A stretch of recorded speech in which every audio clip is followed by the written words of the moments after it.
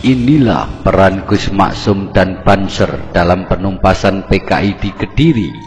Pada saat meletusnya peristiwa G30 SPKI, Pondok Pesantren Lirboyo adalah kiblat perjuangan masyarakat di wilayah Karisidenan Kediri.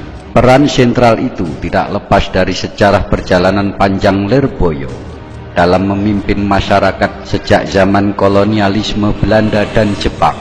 Pasukan peta misalnya dibentuk di Lirboyo dan berawal dari inisiatif Kiai Haji Ibrahim atau Mbah Brahim Banjarmelati adalah ipar Kiai Abdul Karim Lirboyo.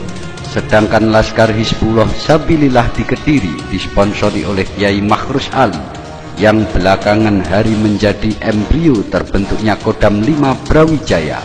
Peran sentral itu tidak hanya berhenti di situ. Di masa pemberontakan PKI, aksi sepihak yang dilancarkan di berbagai daerah menggugah kesadaran para pengasuh Lirboyo untuk bertindak.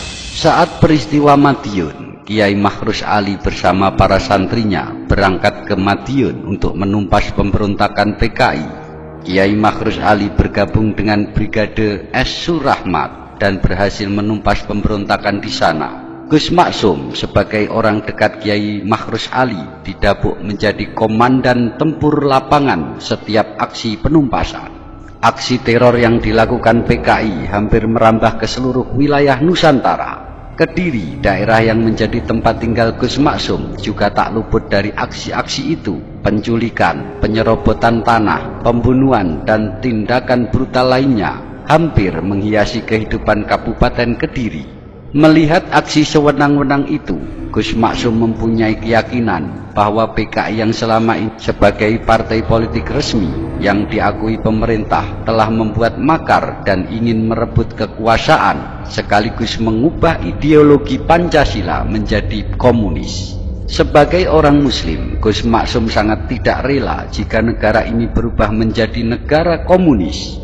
Dengan bekal kemampuan yang dimilikinya, Gus Maksum sebagai seorang yang sangat muda, pada waktu itu usia beliau masih 18 tahun, telah diberi amanat menjadi komandan pemberantasan PKI. Beliau orang yang berani terang-terangan menyatakan ganyang PKI di Kediri dan telah membuktikan dengan tindakannya.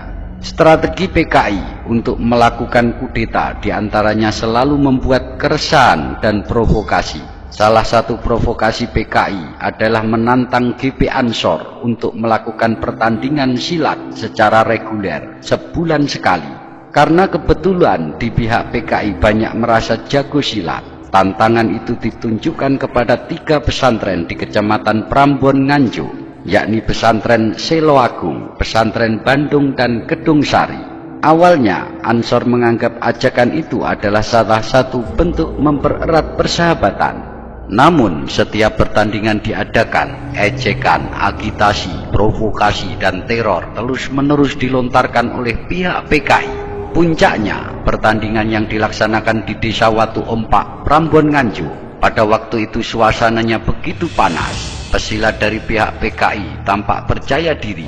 Maklum, pada waktu itu daerah Prambon, PKI-nya sangat dominan.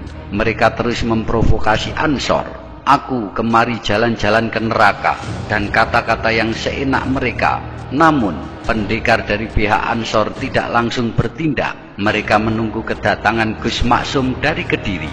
Akhirnya Gus Maksum datang dan langsung naik ke arena pertandingan dengan meneriakkan takbir, Allahu Akbar.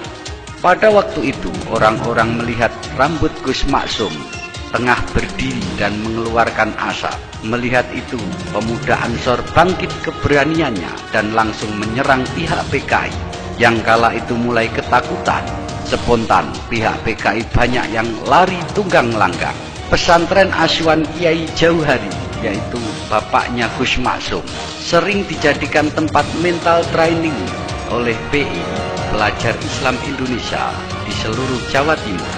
Pada waktu itu, tepat subuh 13 Januari 1965, sekitar pukul 4.30 pagi, sedang diadakan acara istighosah Saat acara sedang berlangsung dengan khidmat, tiba-tiba gerombolan PR, Pemuda Rakyat, BTI, Barisan Tani Indonesia, dan underbond PKI yang lainnya masuk menyerbu dan merusak jalannya acara. Gerombolan yang jumlahnya lebih kurang 1.000 orang dipimpin oleh Ketua Pengurus Cabang PR yang bernama Suryadi. PKI berani melakukan tindakan seperti itu karena mereka mayoritas di sana, sedangkan umat Islam hanya sekitar 10% dari total jumlah penduduk Kanigoro. Dengan bersenjatakan kelewang, parang, palu, bahkan pistol, mereka menggerebek masjid, merusak, memukul, menyerang para peserta TC dan kiai, ulama, dan siapa saja yang ada di situ. Mereka memporak-porandakan apa saja yang di dalamnya, termasuk menginjak-injak Al-Quran dan memperlakukan wanita di luar batas kesusilaan. Dengan diiringi yel-yel seperti ganyang santri, ganyang sorban, dan lain-lainnya, mereka menyandera para TC dan para kiai dan ulama termasuk Kiai Haji Jauhari. Dan mereka diserahkan ke kantor polisi keras. Mendengar itu, sekitar pukul 8 pagi, Gus Maksum saat itu ada di Lirboyo, langsung meluncur ke kantor polisi keras. Namun sesampainya di sana, para sandera sudah dibebaskan.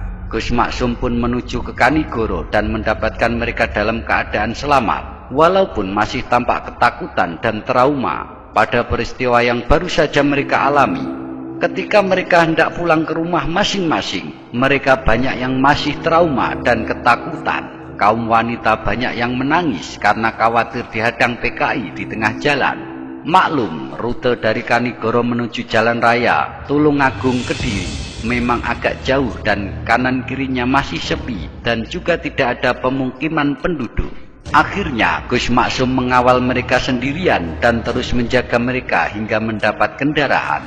Teror Kanigoro mendapat reaksi sangat keras dari umat Islam, khususnya daerah Kediri. Dan teror-teror terus saja berlanjut. Tidak lama atas kejadian itu, Banser GP Ansor di bawah komando Gus Maksum menerjunkan 8 truk personilnya menggempur PKI di Kanigoro. Gus Maksum dan para pasukannya di bawah lindungan Allah Subhanahu wa Ta'ala dapat menghancurkan PKI di wilayah Kanigoro dan sekitarnya.